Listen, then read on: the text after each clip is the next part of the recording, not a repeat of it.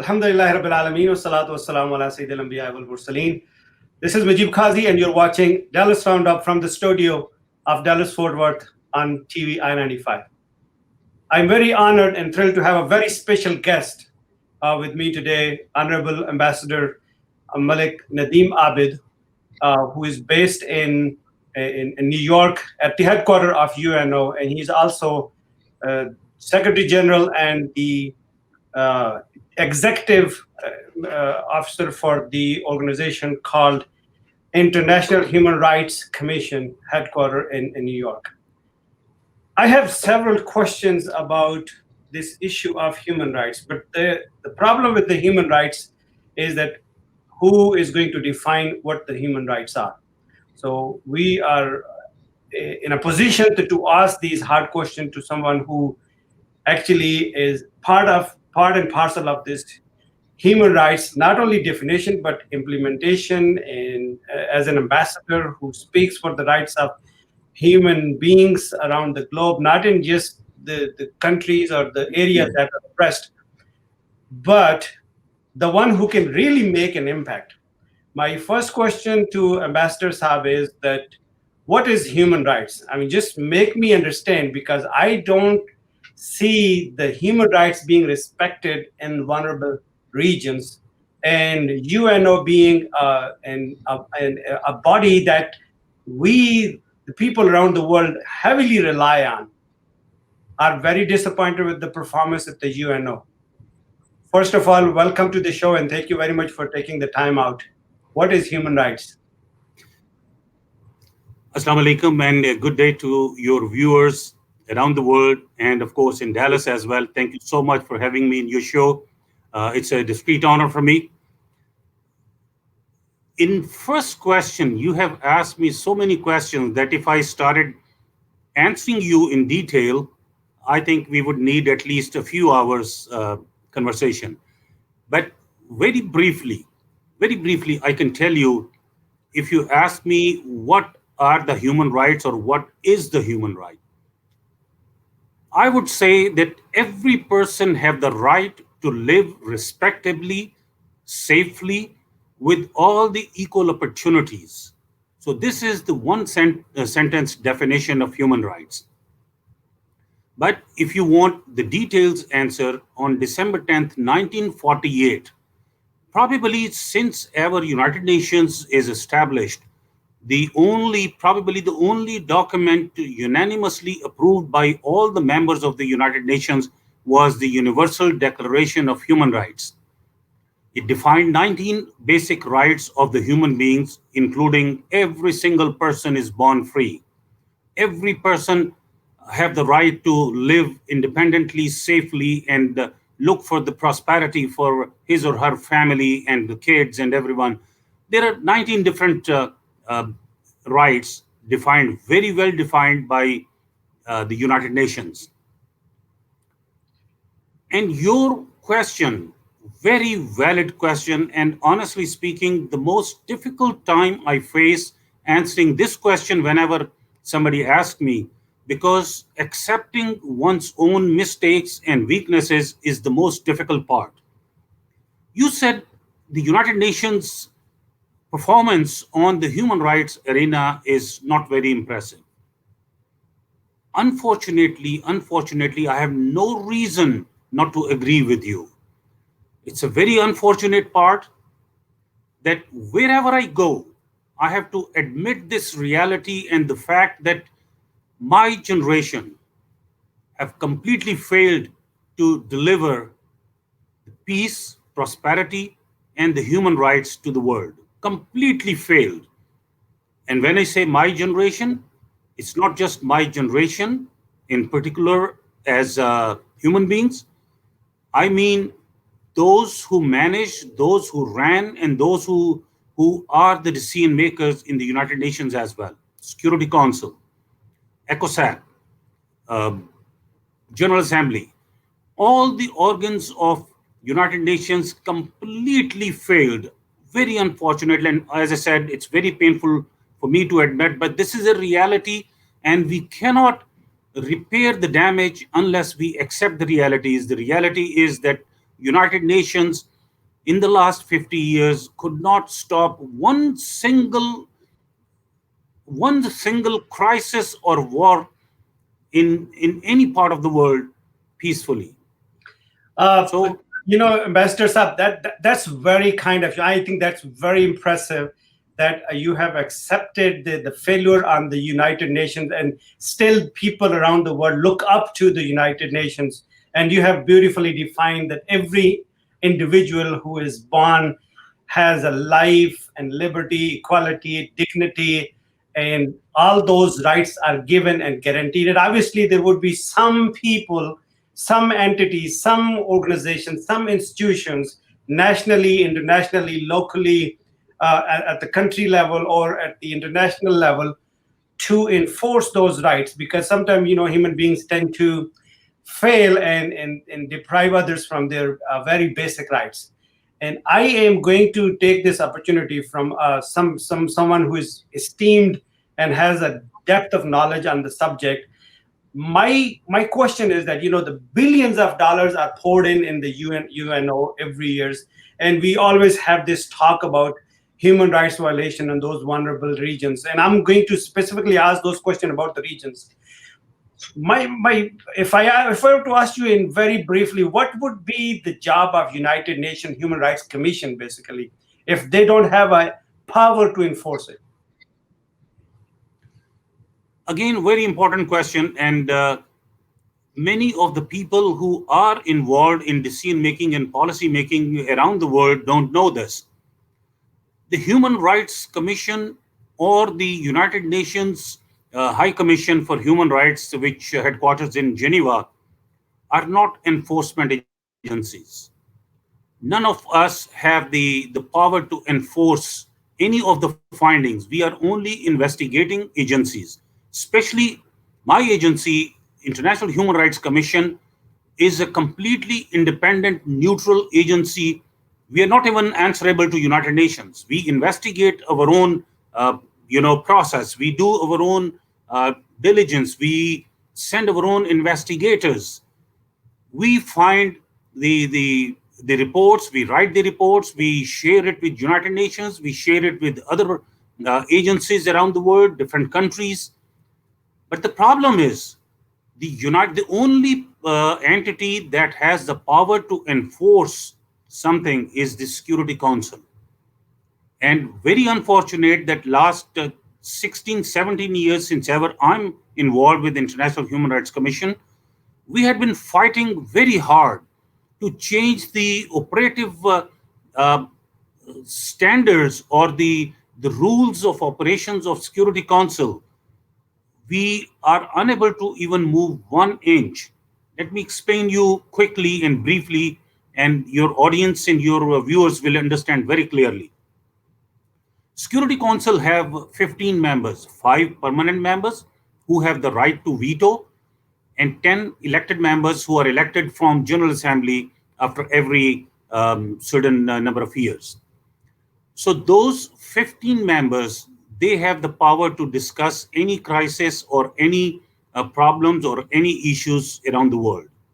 Very recently, Kuwait submitted a resolution in the Security Council that people of Palestine should be guaranteed peaceful living, and there should be a ceasefire right away, and Israel should be asked to stop killing innocent civilians in Gaza, and all this beautiful resolution. And there was, let me also explain you, there was nothing against Israel as a sovereign country.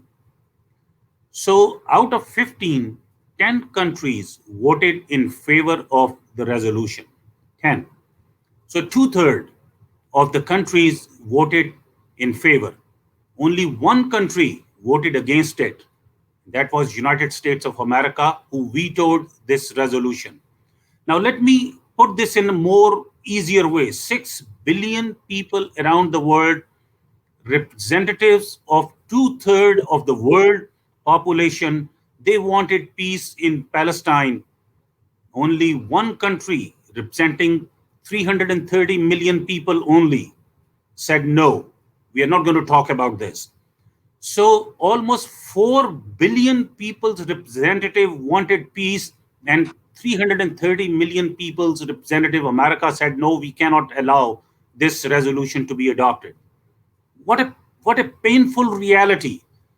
We had been lobbying and we had been fighting to withdraw, completely abolish the right to veto. It could not happen. Then we gave another suggestion a few years ago that, all right, if 50% of the votes come in favor of a resolution, then there should not be a veto power to be used. Again, the suggestion vetoed itself. So the biggest hurdle, when I said we could not deliver peace in the world, the biggest hurdle in bringing peace and prosperity around the world is the operations system of the Security Council. And that has Until been going on for almost ever since the United Nations was came into existing, and that's how the structure was made. The five nations who at the same time claim themselves to be the champions of human rights, but at the same time they are not willing to listen to the voices of those who are vulnerable. The recent episode from Palestine to Kashmir, for the last year and a half, you have witnessed, and I have seen you crying at the United Nations, bringing the attention of the world from ever since August 5th of 2019, when India revoked the autonomous status of state of Jammu and Kashmir. From there onwards, created an open jail of 8 million peoples, 1 million boots brought in. Those people, even as of today, 1 year and 297 days have gone by. No one is raising the voice. And then at the same time, they claim themselves to be the champions of human rights. What an hypocrisy. Now, why would anybody in the world would respect human rights or Human Rights Commission or the policies being made at the UNO once just like you said, 2/3 of the world is being completely ignored or left aside? Mujib, you're 100% right. Very unfortunate again that, just like I said, this generation has completely failed to acknowledge that if you don't respect other people's rights, there will be a time then when your own rights will be violated in some other way. When you force people into the corner, that's how you create terrorism. If you complain about, I'm not talking about you in particular, but I'm talking about the Western world. If they complain about the terrorism, it's their own creation. You don't give the basic rights to people. You kill somebody's family. You burn their houses. You take away their lands. What and how this person is going to respond? This person have no reason to live. So that's what we always suggest to the policymakers. Start respecting people's right to live peacefully and with prosperity, and start making decent living for their families. Once they start doing it, there will be no terrorism at all. Let me assure you, if I'm making a decent living for my family, if my children are going to decent schools, they're getting education, if I have a nice, comfortable living, why would I go and bother somebody else's life? So I think we are going to pass on this burden to your generation. And I'm very happy to see that you are so active, mashallah, in your capacity. And I'm very confident that once we pass on this power, this authority to you and your generation, you will be doing much better. And I foresee that it's not going to be too much time now. The change will come, and inshallah, the change will come very soon, because as a Muslim, we have a belief. And there is a very beautiful poem, a poetry in Urdu. खून जुल्म फिर जुल्म है, बढ़ता है तो मिट जाता है, खून फिर खून है, गिरता है तो जम जाता है. When you mistreat people, that mistreatment is going to end someday. But if you kill someone, that blood is going to be on your hand for the rest of your life, and you have to pay for it. So I think the time has come.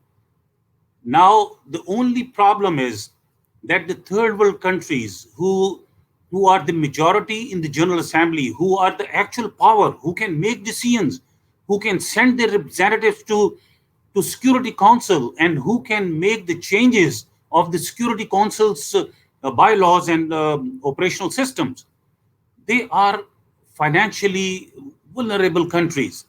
They are dependent on the aid from the World Bank, from the Asian Development Bank, from the American aid, from the European aid. But Ambassador, the time will come.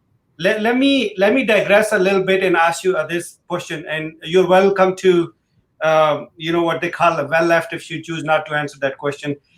The people in the third world, and particularly I'm going to talk about the three nuclear powers who are fighting over the beautiful country of Kashmir, which is, we believe, the Kashmiris still believe that it is an independent country, because after taking the autonomous status away by India, we are back to the 1947 the status of partition. So right now, anybody who is occupying the territory is basically in occupational forces. So when the leaders in that region, when they talk about, we want to go back to UNO and have them implement and honor the resolution. There are 15, 17 resolutions that have been passed over and over and over. And all we want is to have them honor their own resolution. My question is, are they fooling themselves or they fooling the public in Kashmir? In your opinion? Mujib, it's a very interesting question, and I'm not going to duck down to this question. I will answer this question. First of all, let me explain you that the slavery of the people of Kashmir is not just because of India, or just like you said, although I don't agree with it, the occupation of Pakistan. I don't agree with it. But just like you said, it's because of the weaknesses and the corruption of our own leaders as well. So it's not just India, it's not just Pakistan, it's not both these countries. There are three reasons of Kashmir's all these problems. Kashmiri leadership as well, and leadership on both sides. Some of the leaders in Indian occupied Kashmir who have made their careers, made their fortunes by supporting India, getting their premiership, chief ministership, and all those titles, and making a lot of money. And there are some corrupt leaders in Azad Kashmir as well. So it's not just two countries who are occupying Pakistan, actually three countries. 11% of Kashmir is also occupied by China. Correct. So I think it's the Kashmiri leadership as well. But let me also explain you a little different perspective which I have, and I'm sure you are going to admit that you haven't heard this perspective. On August 5th, 2019, when I heard that India abolished and revoked Article 370 and 35A, probably one of the very few Kashmiris around the world who offered 2 nafal of Shukrana was me. And it was not because I'm not a Kashmiri. It was not because I don't feel pain of every single day of the people in Indian occupied Kashmir, but because last 73 years, we had a lollipop of so-called autonomy. 73 years. How many years do you need to give the right to self-determination to people under the United Nations resolutions as promised by India and Pakistan both? Not 73 years. So India abused that so-called autonomy for 73 years. And imagine the developments which, of course, people of Kashmir are still facing a lot of hardships in those areas in Valley. But the developments, the education, the outreach we have done in the last, just like you said, 1 year and 297 days is tremendous. It's more than last 73 years. And I can assure you, with my systematic evaluation and with my strong faith as well, that every single day we are getting closer to Azadi, independence, freedom, inshallah. Somebody asked me this question, very interesting question. How we are going to get the freedom? And I answered, this was another very tough question, because honestly, I believe there is no time for physical or armed movement anymore. Mhm. Politically, we are not strong enough to get the freedom. So how we are going to do it? Mm. There is a Muslim inside me which told me that Allah, who created this universe in 3 days, or 3 days or 7 days, 7 days. by saying kun fayakun. Mhm. When he says kun, Kashmir and many Kashmirs and many Palestinians will be free, inshallah. Mhm. And one more thing I can assure you. One night, several years ago, we slept, and the Soviet Union was the most brutal and most powerful superpower of the world.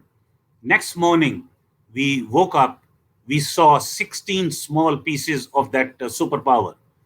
Someday we are going to sleep and we are going to get up in the morning, and you will have a call from Srinagar, inshallah, that yeah, we have our own flag, we have our own government now, inshallah. So keep your chin up, keep your hopes up, inshallah. Well, thank you very much. That's very encouraging and very powerful. And you're right that not very many people have two rakat of nafil of gratitude to Allah Subhanahu wa Taala for the blessing, because there is always a blessing in disguise. Yes. Last question before we end the show: do you see the Kashmir movement fading out in the United Nations? I'm not saying, obviously, people who are genuinely concerned about the issue, they are raising their voices, any capacity they're in. But the real impact, where we are hoping that impact will be made, do you see the progress being made by the people of Kashmir? I'm not saying, the countries have their own interests. I get that. People of Kashmir who are genuinely concerned about the issue, and they want to have a peaceful resolution without having to go through an armed struggle and whatnot. Do you see that happening as vigorously as it has started right after the August 5th, or it just faded away, just like anything else that happens? Peak moment comes and then it fades away. Let me first say something which you probably again will hear this, if not for the first time, but very rare times. Armed movement in Kashmir, and again, this is my perspective. I may be little naive, but I have a logical justification. Armed movement in Kashmir was never in the interest of people of Kashmir or peaceful resolution of Kashmir. And let me explain you why. United Nations resolution, almost 2 dozen, 22 resolutions from 1948, it clearly said that once there will be peace in the valley and the people of northern areas of Pakistan go back, and the the situation in the valley becomes more peaceful, India will be required to make arrangements for the plebiscite.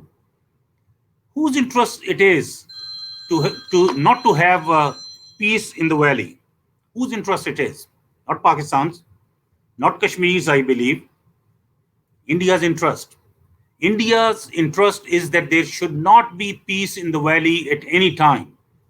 So I would say that it's in the interest of the people of Kashmir that they keep their movement alive peacefully. Coming back to your question, since September 2019, United Nations and Security Council have discussed Kashmir issue more number of times than in the last 50 years. Isn't it impressive? That is impressive, yes. So that's why I said I was one of the very few people who offered 2 rakat of Shukrana after August 5th, 2019, because as a Kashmiri, I don't want autonomy. I want freedom. Mm-hmm. I want independence. I don't want the Indian army to knock at the doors of my family early in the morning, and they pick up the girls and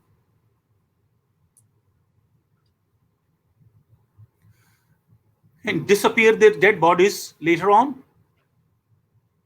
We want freedom. We don't want Article 370. What Article 370 gave us in the last 73 years?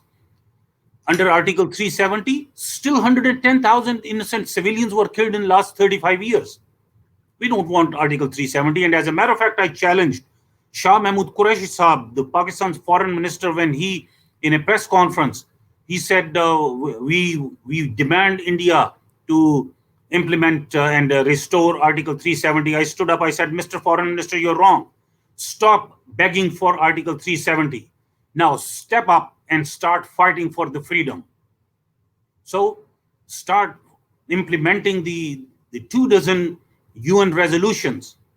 So there had been weaknesses on Pakistan side as well, which need to be repaired. And I'm not a PTI worker, and let me very clearly clarify, I'm not a PTI worker or a leader, but I believe what Imran Khan is doing for Kashmir silently, quietly, is much better than last 4 or 5 governments. I have met every president and prime minister of Pakistan in the last 25 years.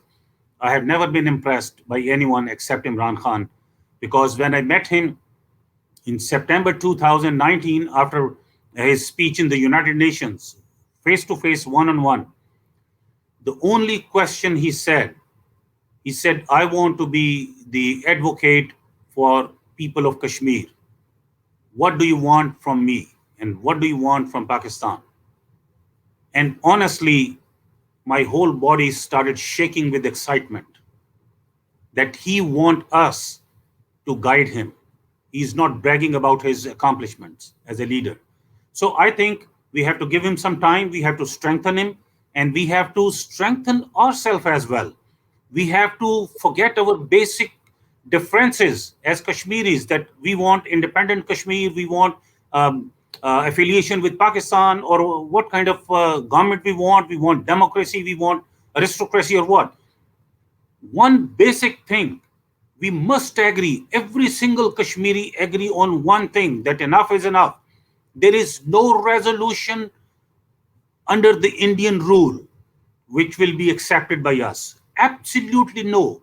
Once we come to that level, thank you so very much. Once we come to that level, we can always decide about the future.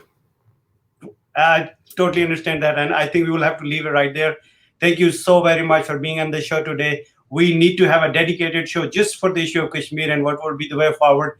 Mr. Ambassador, thank you for your time, and it was very insightful interview. I am honored to have you, and thank you so much. Ladies and gentlemen, that brings us to the end of our show today. Until next time, take good care of yourself. Assalamu alaikum wa rahmatullahi wa barakatuh.